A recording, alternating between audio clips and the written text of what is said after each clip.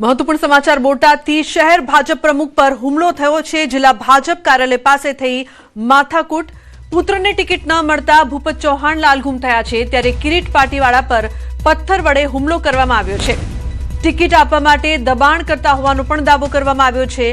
તો શહેર ભાજપ પ્રમુખે ફરિયાદ નોંધાવી છે। આ સમગ્ર મામલે ચકચાર મચી છે। જે પ્રકારથી માથાકૂટ બાદ હુમલાની ઘટના સામે આવી છે। પુત્રને ટિકિટ ન મળતા ભૂપત ચૌહાણ લાલઘુમ થયા હતા। શહેર ભાજપ પ્રમુખ પર હુમલો થયાની ઘટના સામે આવી છે। તો જિલ્લા ભાજપ કાર્યાલય પાસે માથાકૂટ થઈ હતી। ટિકિટ આપવા માટે દબાણ કરતા હોવાનો પણ દાવો કરવામાં આવ્યો છે। તો મહત્વપૂર્ણ સમાચાર બોટાદથી સામે આવી રહ્યા છે। ઉમેદવારીમાં તમે નોંધાવો અને તમારી જવાબદારીમાં આવે છે, પણ આ જે છે એ પાર્ટીની સંપૂર્ણ પારદર્શક પ્રક્રિયા હોય છે। તો જે મારા હાથ પણ બંધાયેલા હોય છે, હું કોઈને ચાહું તો પણ એની અંદર સમાવેશ નથી કરી શકતો અને ચાહું તો કોઈને કાઢી પણ નથી શકતો। તો આવી પ્રક્રિયાની અંદર તો એને એના છોકરાની દાવેદારી મજબૂત થાય અને એનું નક્કી થાય એ પ્રમાણેની એની મને ટોર્ચર કર્યું। મારી ઉપર એમને વાણી વિલાસ અભદ્ર ભાષામાં કર્યો અને મારી ઉપર હુમલો પણ કર્યો। તો વધુ માહિતી આપવા માટે સંવાદદાતા વિજય જોડાયા છે। વિજય, જે પ્રકારથી હુમલાની ઘટના સામે આવી છે, શું વધુ વિગત છે આપની પાસે? હજી ચોક્કસથી જે બોટાદ શહેર ભાજપના પ્રમુખ છે તેને ટિકિટની જે માંગણી હોય એ ટિકિટની માંગણીને લઈ અને બોટાદ શહેરના જે ભારતીય જનતા પાર્ટીના આગેવાન કે જે ભૂપતભાઈ ચૌહાણ જેઓનું નામ છે, તેઓએ તેઓના પુત્ર માટે ટિકિટની માંગણી કરી હોય। સ્થાનિક સ્વરાજની ચૂંટણી કે બોટાદ નગરપાલિકાની ચૂંટણી છે, તેમાં જેઓને ટિકિટ ઉપર પક્ષ દ્વારા ન આપવામાં આપી હોવાની રાવ રાખી, જ્યાં ભૂપતભાઈ કરી ભારતીય જનતા પાર્ટીના જે આગેવાન છે તેને શહેર ભાજપના પ્રમુખ કે જેઓ ચૂંટણી કામ અર્થે ભાજપ કાર્યાલયથી નીચે ઉતરી રહ્યા હતા તેવા સમયે હુમલો કર્યા હોવાની વાતને લઈ શહેર ભાજપ પ્રમુખ કિરીટ પાટીવાળાએ નિવેદન આપ્યું છે અને તેઓ હાલ બોટાદ ટાઉન પોલીસ મથકે પહોંચ્યા છે કે જ્યાં તેઓને જે એક માંગ છે કે કાર્યવાહી અને કડક કાર્યવાહી કરવામાં આવે। જ્યારે આવી રીતે શહેર ભાજપના પ્રમુખ પર જ જો કાર્યાલયની નીચે હુમલો કરવામાં આવતો અને એ પણ ટિકિટની બાબતમાં હુમલો કરવામાં આવતો હોય અને ભાજપના જ કાર્યકર દ્વારા જો હુમલો કરવામાં આવતો હોય તો અન્ય લોકોને કેવા પ્રકારની તકલીફ પડી શકે છે તેવું તેઓ પોતે જાતે કબૂલી રહ્યા છે અને બોટાદ ટાઉન પોલીસ મથકે હાલ ફરિયાદ નોંધાવવાની તજવીજને લઈ તેઓ પહોંચ્યા છે। જી બિલકુલ વિજય, આભાર સમગ્ર માહિતી બદલ। તો પોતે ફરિયાદ કરવા માટે પહોંચ્યા છે, જે પ્રકારથી આ સમગ્ર ઘટના સામે આવી। અન્ય સમાચાર સુરતથી કડોદરા ચલથાણ નગરમાં ચૂંટણીનો ગરમાવો જોવા મળી રહ્યો છે। કડોદરા ભાજપમાં ટિકિટ મુદ્દે મોટો ભડકો થયો છે। એક સાથે 20થી વધુ હોદ્દેદારોના રાજીનામા। રાજ દાવેદારે હવે ફૂક્યું છે બળવાનું રણશીંગું। સંગઠન પર લાગ્યા ટિકિટ વેચવાના આક્ષેપ। રાત્રિના સમયે ભાજપમાં સર્જાયો છે ભારે ભૂકંપ। ટિકિટ વંચિત હવે અપક્ષમાંથી નસીબ અજમાવશે। તો પક્ષના વફાદાર કાર્યકરોમાં ભારે રોષ જોવા મળી રહ્યો છે।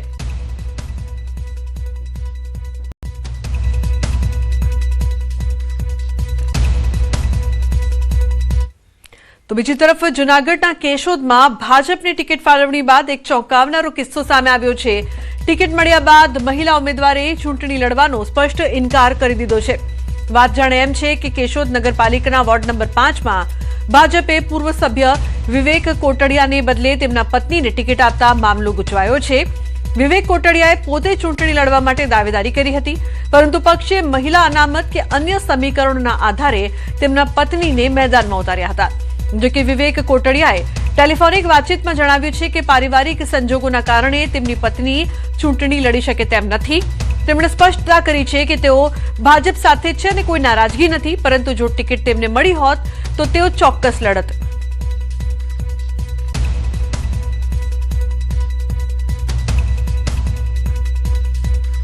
તો પતિને બદલે પત્નીને ટિકિટ મળતા જે પ્રકારથી નારાજગી જોવા મળી રહી છે, ભાજપને હવે નવો ઉમેદવાર શોધવો પડશે। પારિવારિક કારણો આગળ ધરીને ચૂંટણી લડવાનો ઇનકાર।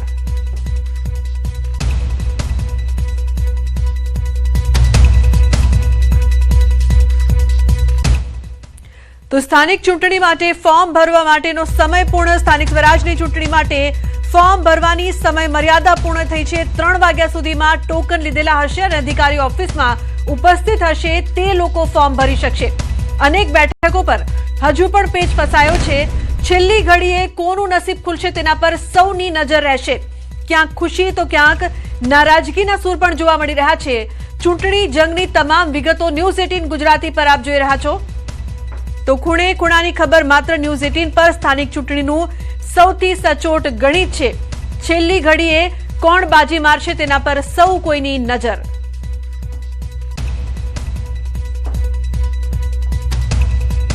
તો સંવાદદાતા ગૌતમ લાઈવ જોડાયા છે વધુ માહિતી આપવા માટે। ગૌતમ, જે પ્રકારથી સમયપૂર્ણ અને જે પ્રકારથી ઉમેદવારોમાં પણ ધસારો જોવા મળ્યો, ક્યાંક નારાજગીના સૂર, હાલની શું અપડેટ છે આપની પાસે ગૌતમ? જી બિલકુલ, આમ જોવા જઈએ તો સ્થાનિક સ્વરાજ્યની ચૂંટણીની જાહેરાત થઈ ચૂકી છે અને તે અંતર્ગત આજે ઉમેદવારી પત્ર ભરવાનો અંતિમ દિવસ છે। અંતિમ દિવસે પણ કાર્યકર્તાઓમાં હાસી એવી જુવાળ જોવા મળી હતી। મહત્વનું એ છે કે ભારતીય જનતા પાર્ટીએ ગઈકાલ મોડી રાત્રે તમામ કાર્યકર્તાઓ એટલે કે જે અમદાવાદ મહાનગરપાલિકાની જે 48 વોર્ડ છે, 192 બેઠકો જે છે તેની જાહેરાત કરી હતી ને તેને લઈને ભારતીય જનતા પાર્ટીના ઉમેદવારોમાં ઘસારો જોવા મળ્યો હતો। મહત્વનું એ છે કે સામે પક્ષે કોંગ્રેસની વાત કરીએ તો કોંગ્રેસ દ્વારા પણ એ જ પરિસ્થિતિ જોવા મળી હતી કે કોંગ્રેસના કેટલાક વોર્ડના ઉમેદવારો જાહેર કરી દીધા હતા, એટલે કે કોંગ્રેસના કાર્યકર્તાઓ ઓછી સંખ્યામાં, ભારતીય જનતા પાર્ટીના કાર્યકર્તાઓ તમામ હાજર હોય તે પ્રકારના દ્રશ્યો જોવા મળ્યા હતા। આપ જે મારી ઠીક પાછળ જોઈ રહ્યા છો તે અમદાવાદ ખાતે લાલ દરવાજા બહુમાળી ભવન આવેલું છે ને કે ત્યાં 4 વોર્ડના કાર્યકર્તાઓ અત્યારે ઉમેદવારી પત્ર ભરવા માટે પહોંચ્યા છે। મહત્વનું એ છે કે અહીંયા ભાઈપુરા, અમરાઈવાડી, ખોખરા અને જે સહિતની જે બેઠકો જે છે વોર્ડ છે તેના જે નામાંકન પત્ર ભરવા માટે અહીંયા આવી રહ્યા છે, એટલે કે 39 નંબર વોર્ડ, 43 નંબર વોર્ડ, 44 વોર્ડના જે કાર્યકર્તાઓ જે છે તે જોવા મળી રહ્યા છે। 3 વાગી ચૂક્યા છે, હવે પછી કોઈ પણ ઉમેદવારને અંદર લેવામાં નહીં આવે તે પણ પ્રકારની વાત સામે આવતી હોય છે અને તમામ ઉમેદવારો જે અત્યારે હાલ તો અંદર જોવા મળી રહ્યા છે। આ વચ્ચે વાત સામે એ પણ આવી રહી છે કે ક્યાંક ભારતીય જનતા પાર્ટીને ઉમેદવારો બદલવાની પણ નોબત આવી હોય તે પ્રકારના સમાચાર પ્રાપ્ત થઈ રહ્યા છે। પાલડી વોર્ડમાં આ પ્રકારની સ્થિતિનું નિર્માણ થયું હતું અને ત્યાં પણ પ્રિતેશ કરીને જે શાહ જે છે તેમને ઉમેદવાર તરીકે બદલવામાં આવ્યા હતા અને તેમની જગ્યાએ જૈનિશ વકીલ જે છે તેમને પાલડી વોર્ડ ઉપર યથાવત રીતે રિપીટ કરવામાં આવ્યા હતા। આમ એક પ્રકારની આ સ્થિતિ જે છે તે પણ જોવા મળી હતી। સામે પક્ષે તમામ ભારતીય જનતા પાર્ટીની વાત કરીએ તો મોડી રાત્રે તે યાદી જાહેર કરી હતી, તેને લઈને કાર્યકર્તાઓમાં પણ એક ઉત્સુકતા હતી કે ક્યારે જાહેર કરશે। ભારતીય જનતા પાર્ટીની પ્રદેશ ચૂંટણી સમિતિની બેઠક જે છે તે 3 દિવસ મળવાની હતી, 4 દિવસ મળી હતી। 4 દિવસ બાદ પણ મંથન થયું હતું। મંથન બાદ ભારતીય જનતા પાર્ટીએ ખૂબ કમર કશી હતી। હવે ભારતીય જનતા પાર્ટી જીતી શકે તેવા ઉમેદવારોને પ્રાધાન્ય આપવા માટે થઈને આ મંથન કર્યું હતું। હવે જોવાનું એ રહેશે કે ઠીક, હવે તમામ ઉમેદવારોના ફોર્મ ભરાઈ ચૂક્યા છે। છેલ્લી ઘડી એડી ચોટીનું જોર લગાવીને તમામ કાર્યકર્તાઓ તમામ વસ્તુઓ, વિગતો જે છે તે ફિલઅપ કરી અને ફોર્મ ભરવા માટે પહોંચી ચૂક્યા છે। હવે જોવાનું એ રહેશે કે આજ પછી હવે 11 જે આગામી દિવસોની અંદર ચૂંટણી પ્રચારની રણનીતિ જે છે તે તેજ થશે, ત્યારે કયા મુદ્દાઓ સાથે કેટલાક કાર્યકર્તાઓ કેવી રીતે સ્થાનિક લોકો વચ્ચે પહોંચે છે અને તેમના કયા મુદ્દાઓ સાથે તે ચૂંટણી માટે મત માંગે છે તે ઉપર સૌ કોઈની નજર મંડરાયેલી રહેશે। એટલે અત્યારે હાલ તો ઉમેદવારી પત્ર ભરવાનો કશમકશ જે છે તે જોવા મળી રહ્યો છે અને ટાઈમ પૂરો થઈ ચૂક્યો છે, ત્યારે જોવાનું રહેશે કે કોણ પૂરા થયા છે, તે સમય અવધિ પૂર્ણ થયા બાદ ખ્યાલ આવશે કે કોણ બાકી રહી ગયું છે। જી બિલકુલ ગૌતમ, આભાર સમગ્ર માહિતી બદલ। તો જે પ્રકારથી સમય છે તે પૂર્ણ થઈ ગયો છે, સત્તાનો જંગ જારી, જનતા છે કોના પર વિશ્વાસ મૂકે છે તેના પર સૌ કોઈની નજર રહેશે। તો અમદાવાદમાં પોલીસ બંદોબસ્ત વચ્ચે ફોર્મ ભરવા આવેલા તસ્લીમ આલમ ફોર્મ ભર્યા વગર જ પરત ફર્યા છે।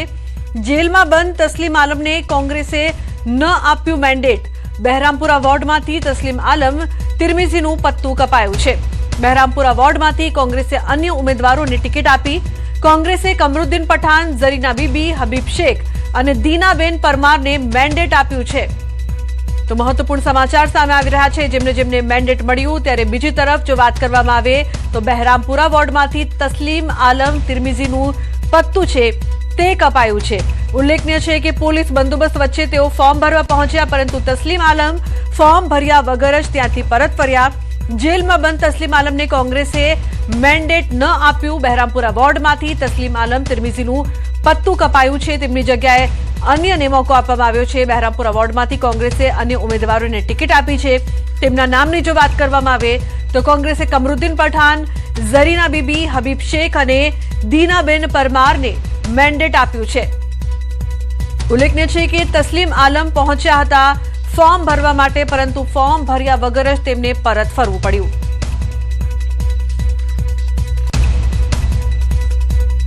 સંવાદદાતા સંજય જોડાયા છે ફોન લાઈન પર. સંજય, તસ્લીમ આલમ તિરમિઝીનું પત્તું કપાયું અને ફોર્મ ભરવા પહોંચ્યા પરંતુ ફોર્મ ભર્યા વગર પરત, શું માહિતી?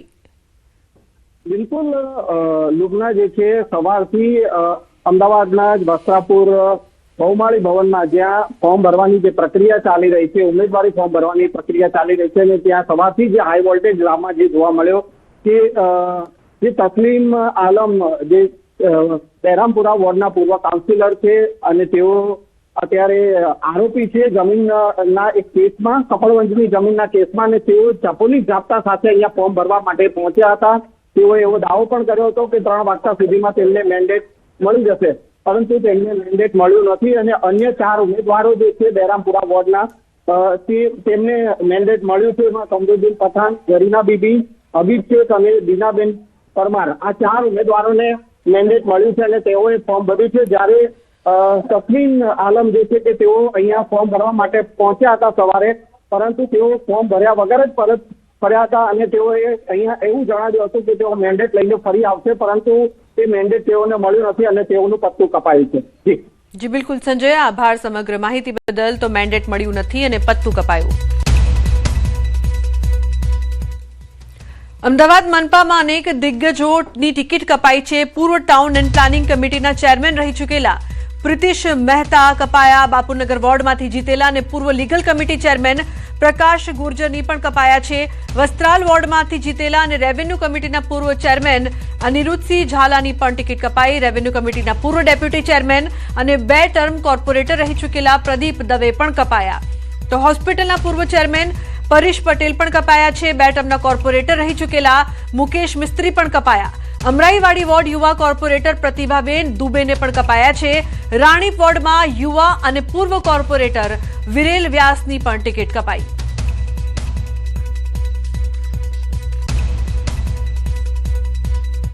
અન્ય સમાચાર જૂનાગઢથી. ભાજપ આગેવાન ભૂપત ભાયાણીએ ભર્યું છે ફોર્મ. જિલ્લા પંચાયતની ભેસાણ બેઠક માટે નોંધાવી છે ઉમેદવારી. જિલ્લા પંચાયતની બેઠક માટે વિજયનો આશાવાદ તેમણે વ્યક્ત કર્યો છે. 2 જિલ્લા પંચાયત અને 16 તાલુકા પંચાયતની સીટના ઉમેદવારોએ ફોર્મ ભર્યા છે. તો આપમાંથી ધારાસભ્ય રહી ચૂક્યા છે ભૂપત ભાયાણી. તો ભેસાણ બેઠક માટે નોંધાવી છે ઉમેદવારી. મહત્વપૂર્ણ સમાચાર. ટોટલ 18 ઉમેદવારોની પાર્ટીએ પસંદગી કરી છે. એ તમામ ઉમેદવારો તાકાતથી ચૂંટણી લડી વિકાસના મુદ્દે, જનતાના કામના મુદ્દે અને ખાસ કરીને સ્થાનિક લેવલે જે પ્રજાને જે કાંઈ પણ પ્રશ્નો હશે એનું નિરાકરણ લાવવાના મુદ્દા ઉપર અમે ચૂંટણી લડવાના છીએ. કોઈપણ પ્રકારના વાદ વિવાદ વગર, કોઈપણ પ્રકારના વર્ગ વિગ્રહ વગર અમે એકદમ રાજકીય ખેલદિલીથી આ ચૂંટણી લડવા જઈ રહ્યા છીએ અને મને ભરોસો છે. તો રાજકોટ મહાનગરપાલિકાની ચૂંટણીને લઈને ભાજપ દ્વારા ઉમેદવારી પ્રક્રિયા તેજ બની છે. વોર્ડ નંબર 10 માંથી ભાજપના ઉમેદવારો ઘનશ્યામ હેરભા, અશ્વિન ભોરણિયા, નીતાબેન લાલ અને જ્યોત્સનાબેન ટીલાડાએ ચૂંટણી અધિકારી સમક્ષ પોતાના ઉમેદવારી ફોર્મ દાખલ કર્યા હતા. ઘનશ્યામ હેરભાને ટિકિટ મળવા પાછળ રાજકોટ પશ્ચિમના ધારાસભ્ય દર્શિતા શાહ દ્વારા પાર્લામેન્ટરી બોર્ડમાં કરવામાં આવેલી મક્કમ રજૂઆત મહત્વપૂર્ણ રહી હતી. હવે ઉમેદવારી નોંધાયા બાદ ભાજપ પ્રચારમાં વધુ સક્રિય બનશે.